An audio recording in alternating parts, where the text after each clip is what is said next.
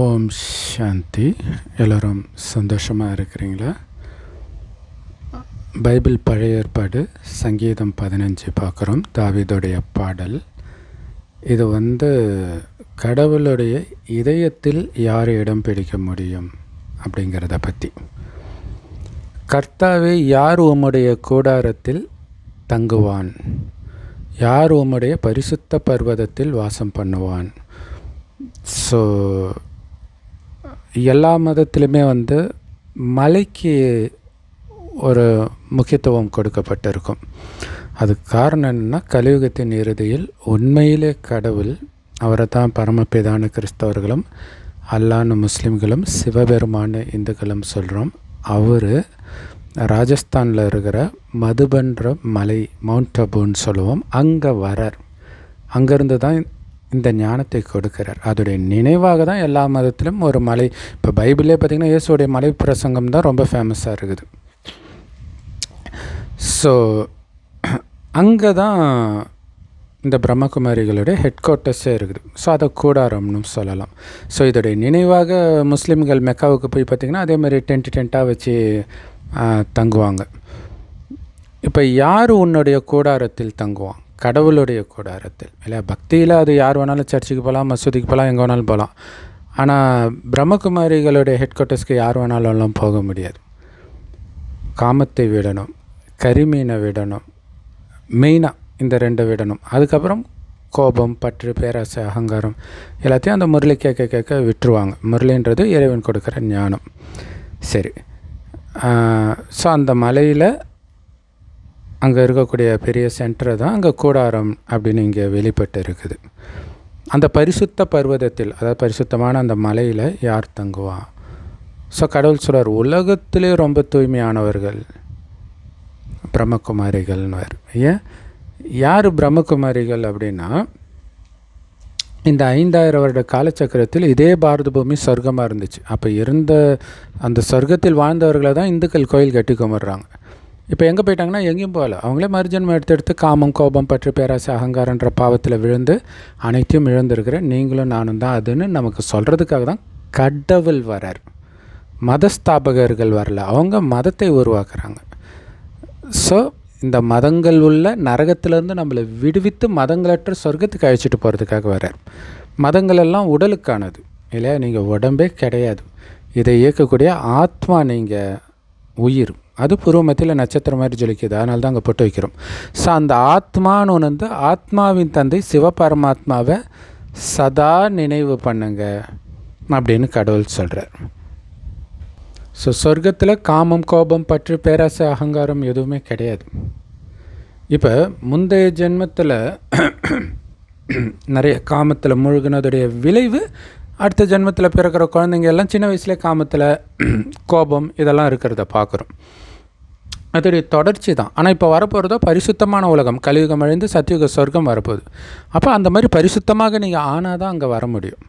So காமம் இல்லாத உலகத்துக்கு போனால் இங்கே நீங்கள் காமத்தை விடணும். இயேசு சொன்னார் இல்லையா, இச்சையாக ஒரு பொண்ணை பார்த்தாலே நீங்கள் விபச்சாரம் பண்ணிட்டீங்கன்ட்டார் இல்லையா? மனைவி இல்லாத வேறு பொண்ணுன்னு அவர் சொல்லலை. இவங்க வசதிக்கு அப்படி எடுத்துக்கிட்டாங்க. மனைவி இச்சையாக பார்த்தா மற்றவங்களையும் பார்க்க தான் போகிறோம் இல்லையா? ஸோ காமத்தையே முற்றிலும் அழிக்கணும். அது கீதையில் கூட காம மகாசத்ருன்னு இருக்கும்.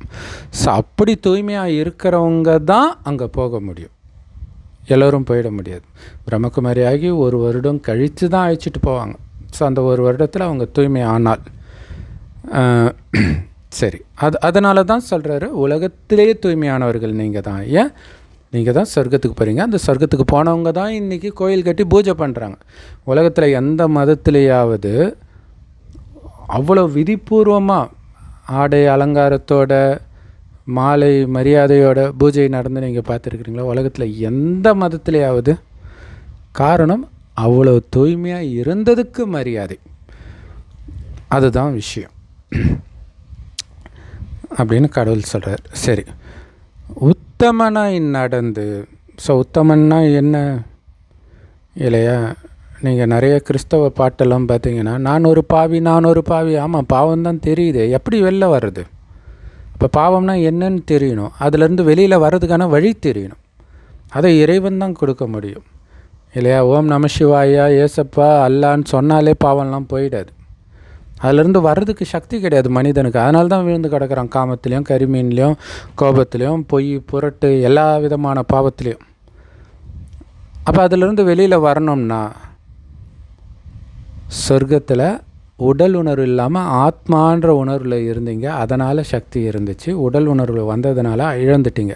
ஸோ மீண்டும் உங்களை ஆத்மான்னு உணர்ந்து ஆத்மாவின் தந்தை சிவ பரமாத்மாவை நினைவு பண்ணுங்கள். அவரை தான் பரமபிதான் கிறிஸ்தவர்களும் அல்லான்னு முஸ்லீம்களும் சொல்கிறாங்க. கடவுள் ஒருவரே. அவர் செம்பொன் நிறமான ஒளி உலகத்தில் நட்சத்திரம் மாதிரி இருக்கார். அவர் எல்லோருக்கும் பொதுவானவர். இயேசு கிறிஸ்தவர்களுக்கு தான், நபி முஸ்லீம்களுக்கு தான். இல்லையா? கிறிஸ்துவ ஃபாலோ பண்ணுறவங்க கிறிஸ்தவர்கள், முகமதை ஃபாலோ பண்ணுறவர்கள் முகமதியர்கள். இறைவனை ஃபாலோ பண்ணுறவங்க தான் சொர்க்கத்துக்கு போகிற தேவதைகள். ஸோ அப்போ இறைவனுடைய வழிப்படி நடக்கிறவங்க தான் உத்தமனாக நடக்கிறது. அதனால தான் இது பேர் புருஷோத்தமன் பேரே வைப்பாங்க. இல்லையா? புருஷோத்தம மாதம்னு வாங்க புரட்டாசி மாதத்தை. ஸோ அப்படி உத்தமனாக இப்போ மாத்துறார். நீதிப்படி நடக்கிறாங்க. இறைவன் கொடுக்குற ஞானம்தான் நீதி. அது எல்லா பிரம்மகுமாரிகள் ராஜயோக தியான நிலையத்தில் முற்றிலும் இலவசமாக இறைவனுடைய ஞானம் கிடைக்கிது. அதை முரளின்னு சொல்லுவோம். யூடியூப் வெப்சைட்ஸ்லேயும் இருக்குது. அதோடய லிங்க் இந்த வீடியோக்கு டிஸ்கிரிப்ஷனில் கொடுக்குறோம். அவசியம் பார்த்து பயன்பெறுங்கள். ஸோ நீதியின்படி நடந்து மனதார சத்தியத்தை மட்டும் பேசுகிறவன் எவனோ. இல்லை, சத்தியம்னா எது? இறைவன் கொடுக்குற ஞானம். இல்லையா? அதாவது ஆத்மாவை மேல்நிலைக்கு அழைச்சிட்டு போகிறது. இன்றைக்கி ஆத்மா உடல் உணர்வில் வந்து அதுதான் மாம்சமானவர்கள் பைபிளில் இருக்கும். கீழான நிலை அடைஞ்சிடுச்சு. இப்போ அதிலிருந்து விடுபட்ட ஆத்ம உணர்வு வரணும். முதல்ல ஆத்மானா என்ன, அது எங்கே இருக்குது, அதுதான் கண் வழியாக பார்க்குது, வாய் வழியாக பேசுதுன்றதெல்லாம் தெரியணும். இதைத்தான் சொல்லணும். தேவையில்லாத விஷயம், கதை, அதெல்லாம் தேவை கிடையாது. அதனால் எந்த லாபமும் கிடையாது. இல்லை, எல்லா மதங்களும் ஊறப்பட்ட கதை இருக்குது. அந்த மதத்தின்காரங்க தான் இன்றைக்கி அடிச்சுக்கிட்டு உலகத்தை அழிக்கிறதுக்கு யுத்தம்லாம் பண்ணிகிட்டு இருக்கிறாங்க. இல்லையா? சரி, அப்போ யார் தானும் உத்தமனாய் நடந்து இந்த நீதியின்படி நடந்து மற்றவர்களுக்கும் இந்த நீதியை எடுத்துரைக்கிறானோ, சத்தியத்தை சொல்கிறானோ, அவன்தான் அந்த பர்வதத்தில் வாசம் பண்ணுவான். இங்கே இது கடவுளுடைய மனதில் வாசம் பண்ணுவான்னு கூட சொல்லலாம்.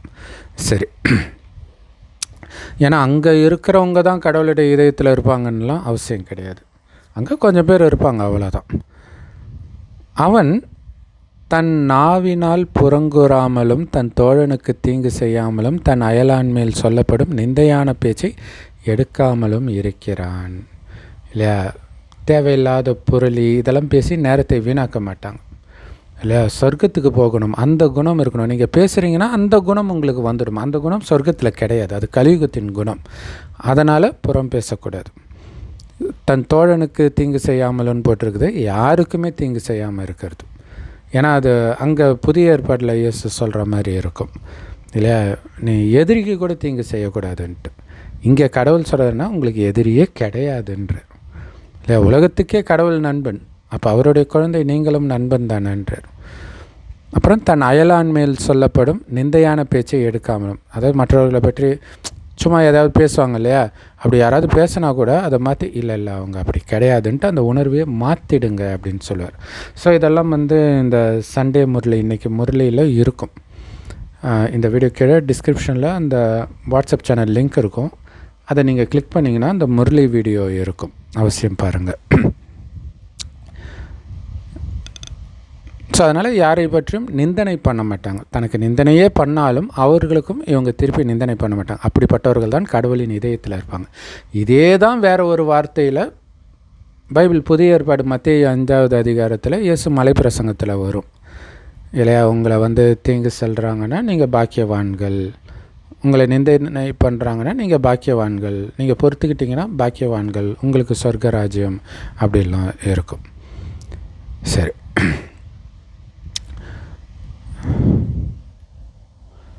ஸோ கடவுளுடைய வழிப்படி நடக்காதவன் அவனை பொறுத்த வரைக்கும் கீழானவன். ஸோ அவங்கக்கிட்ட விலகி இருப்பாங்க. வெறுக்கிறது கிடையாது, ஆனால் விலகி இருக்கிறது. ஏன்னா அந்த குணம் நமக்கு தொத்திக்கும். கர்த்தருக்கு பயந்தவர்களையோ கனம் பண்ணுகிறான் அப்படின்னு இறைவனுடைய வழிப்படி நடக்கிறவங்களுக்கு மரியாதை கொடுக்குறான். ஆணையிட்டதில் தனக்கு நஷ்டம் வந்தாலும் தவறாது இருக்கிறான். இங்கே இது உலகியல் ரீதியான விஷயம் மாதிரி தெரியுது. ஆனால் உண்மையிலே இறைவன்கிட்ட நாம் சத்தியம் பண்ணுறோம், காமத்தில் விழமாட்டேன், கோபப்பட மாட்டேன். ஸோ அதுக்காக எதை இழக்க வந்தாலும் இறைவனுக்கு கொடுத்த வாக்கை நான் மீற மாட்டேன் அப்படின்னு யார் இருக்கிறாங்களோ அவங்க தான் கடவுளுக்கு நம்பிக்கைக்குரியவர்கள், அவருடைய இதயத்தில் வாசம் செய்பவர்கள். தன் பணத்தை வட்டிக்கு கொடாமலும் குற்றமில்லாதவனுக்கு விரோதமாய் பரிதானம் வாங்காமலும் இருக்கிறான். இப்படி செய்கிறவன் என்றென்றைக்கும் அசைக்கப்படுவதில்லை. இது உலகியல் விஷயமாக முஸ்லீம்கள் கூட ஃபாலோ பண்ணுறது இல்லையா? வட்டிக்கு பணம் கொடுக்கக்கூடாது, ஸோ பொய் சாட்சி சொல்லக்கூடாது, பணத்தை வாங்கிட்டு ஒரு அப்பாவி மேலே அபாண்டமாக பழி சுமத்தக்கூடாது அப்படின்னு சொல்லுவாங்க. ஸோ அப்படி இருக்கிறவன் தான் என்றென்றைக்கும் அசைக்க முடியாமல் இதயத்தை இறைவனுடைய இதயத்தில் சிம்மாசனம் போட்டு உட்காந்துட்ருக்குறான் அப்படின்றாங்க. ஆனால் கடவுளுடைய ஞானம் என்னென்னா, வட்டிக்கு பணம் கொடுக்கறதுன்னு இல்லை, எதுவுமே வட்டிக்கோ சரி வட்டிக்கு இல்லாமலோ சரி கடன் கொடுக்கவும் செய்யாதீங்க, வாங்கவும் செய்யாதீங்க, கொடுக்கல் வாங்கல் வச்சுக்காதீங்க. ஏன்னா இப்போ வர்றது கடவுள் நம்மளை அழைச்சிட்டு போகிறதுக்கு, உலகம் அழிகிற நேரத்தில் தான் வர்றார். இப்போ கடவுளை தவிர எந்த ஞாபகமும் இருக்கக்கூடாது. நீங்கள் கடன் வாங்கிட்டீங்கன்னா உயிர் பிரியும்போது என்ன ஞாபகம் வரும்? ஐயோயோ நான் போயிட்டேனே, என் பொண்டாட்டி பிள்ளைங்க எப்படி கடன் அடைப்பாங்களோ, பொண்டாட்டி பிள்ளை ஞாபகம் வந்துடும். ஸோ அதான் பைபிளில் சொல்லுவார், என்னை விட அதிகமாக தன் கணவனையோ மனைவியோ குழந்தையோ சொத்தையோ நினைக்கிறவன் சொர்க்கத்துக்கு வர முடியாது. ஏன்னா இறைவனுடைய நினைவு மட்டும் இருந்தால் தான் கலியுகத்தில் மறுபடியும் பிறக்காமல் அல்லது கலியுகத்தில் பேய அலையாமல் நீங்கள் தப்பிக்க முடியும். ஸோ அதனால் எந்த விதமான கொடுக்கல் வாங்கலும் அஞ்ஞானிகளிடத்தில் வச்சுக்காதீங்க. அஞ்ஞானிகள் சொர்க்கத்துக்கு வர மாட்டாங்க, அதாவது இந்த ஞானத்தை எடுக்காதவர்கள். அப்போ அவங்க அதாவது ஞானத்தை அவங்களுக்கு கொடுப்போம், அவ்வளோதான். அதிர்ஷ்டம் இருந்தால் ஞானத்தை எடுத்து பிரம்மகுமாரி ஆக போகிறாங்க. மற்றவர்கள்கிட்ட எந்த விதமான தேவையில்லாத வெட்டி பேசுகிறது எதுவுமே வேண்டான்ற, இல்லாட்டினா அவங்க நினைப்பு வந்துடும், அவங்க பிறக்கிற அதே நரகத்தில் பிறந்துடுவீங்க, சொர்க்கத்துக்கு வர முடியாமல் போயிடும். ஸோ இவ்வளோ நஷ்டம் இருக்குது. சரி, அப்போ ஒரு இறைவனை தவிர எனக்கு யாரும் இல்லை, என் இதயம் ஃபுல்லாக அந்த ஒரு சிவத்தந்தை தான் இருக்கிறார். ஆஞ்சநேயர் நெஞ்சு கீச்சு காட்டுறாரு இல்லையா, உள்ள ராமர் சீதை மட்டும் இருக்கிறாங்க. அது மாதிரி முழுக்க முழுக்க இறைவனை தவிர எதுவுமே என் மனசில் இல்லைன்னு இருக்கிறவங்க தான் கடவுளுடைய மனசில் இடம் பிடிப்பவர்கள் அப்படிங்கிறது தான் இதோடைய உண்மையான ஆழமான அர்த்தம். ஓம் சாந்தி. தேங்க்ஸ் ஃபார் வாட்சிங்.